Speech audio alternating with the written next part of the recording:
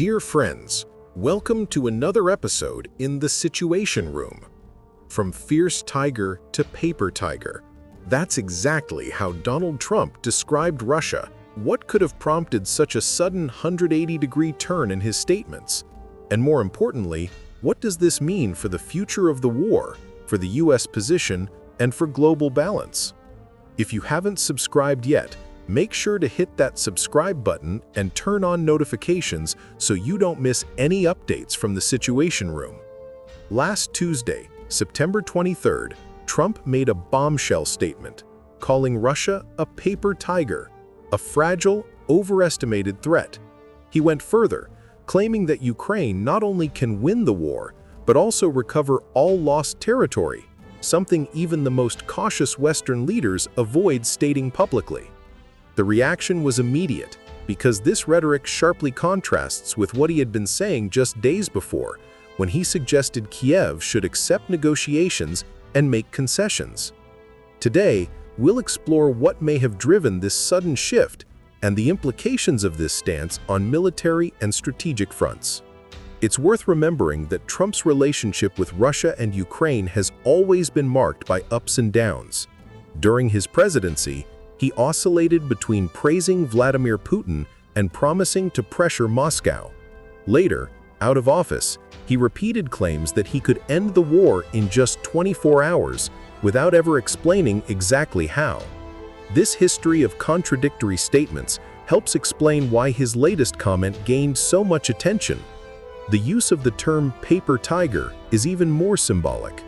It became popular during the Cold War when Western and even Chinese leaders used it to describe enemies who looked strong on the outside but were weak at their core. By applying this term to Russia, Trump is essentially saying that Moscow's military power is, to a large extent, just for show. The Kremlin didn't take long to respond. Dmitry Peskov, Putin's spokesperson, mocked the statement, saying Russia isn't a tiger at all, it's a bear, and paper bears simply don't exist. Although sarcastic, this response highlights how seriously Moscow took the remark. For the Kremlin, being perceived as a feared power is crucial, since much of its deterrence relies on projecting strength. So where does Trump's sudden confidence come from? Apparently, he's relying on data showing Russia's economic vulnerabilities.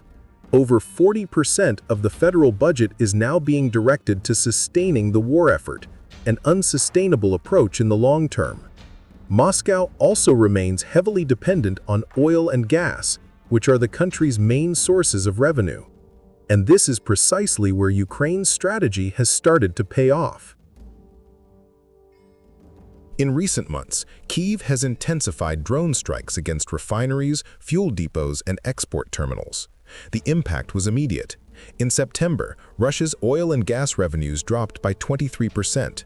That means less money flowing into the Kremlin, making it harder to finance not only military operations but also basic public services. Meanwhile, the Russian population is beginning to feel the effects. Long lines at gas stations, rising prices, and logistical problems that even affect the delivery of supplies to the front lines. These actions fit perfectly within the logic of asymmetric warfare. If Ukraine cannot match Russia in artillery or troop numbers, it seeks to weaken the enemy indirectly, targeting vital points such as the economy and logistics. As one analyst in Kyiv put it, "If we can't bring down the bear with a single shot, we'll let it starve until it loses strength." This seems to be the perspective that inspired Trump's shift in rhetoric. The perception that Russia is more fragile than it appears, and that Ukraine still has a real chance to turn the tide. The shortage of diesel and jet fuel has immediate effects. Tanks grounded, fighter jets unable to take off, and supply lines left vulnerable. Every fuel truck that doesn't arrive adds risk to Russian operations, and with winter approaching, resource rationing affects not only the front lines, but also troop and civilian morale. For Kyiv, every Russian logistical failure is a symbolic victory, boosting resistance. For Moscow, the public exposure of these weaknesses creates embarrassment and intensifies internal pressure. The psychological impact is significant. By calling Russia a paper tiger, Trump highlights vulnerabilities that even Russians themselves may have tried to conceal. This can destabilize internal confidence and generate discontent, especially among oligarchs and military leaders competing for scarce resources. One question arises: did Trump have access to unprecedented intelligence showing Russian fragility? Or is this a pragmatic move, using the perception of weakness as leverage for future negotiations with allies and rivals? From a strategic perspective, every Russian weakness is an opportunity for Ukraine. Supply interruptions, diverted resources, and logistical failures can be exploited in precise strikes and tactical maneuvers.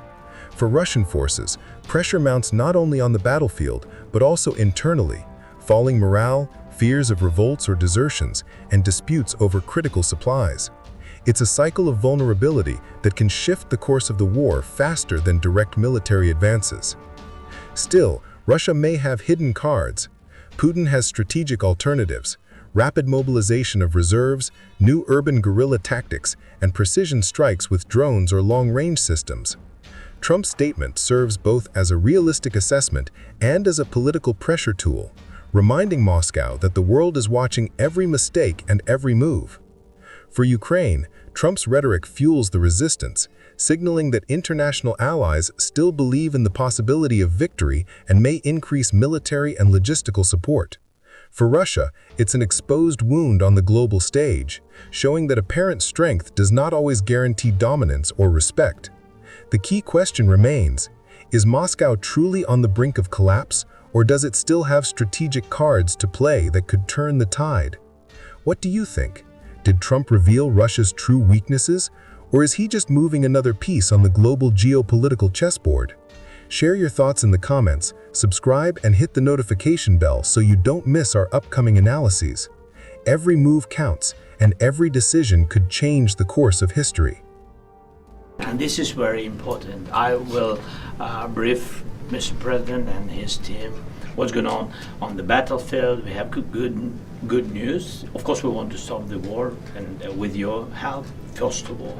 And it's good that our soldiers occupied 360 kilometers this month. And of course, we will speak about how to finish the war and about security guarantees. A lot of what to discuss. Thank you. Would you like to say how you are doing on the battlefield? Yeah. Please. Yeah. So we, thanks to our soldiers and to possibility to pearl the program when NATO countries, by the way, thanks to your support, that they can buy weapons from the United States. So our soldiers this month, they occupied 360 kilometers, and they encircled 1,000 soldiers. And of course we want to exchange, because we need our soldiers in any case. But thanks to our soldiers, we have this possibility, this opportunity.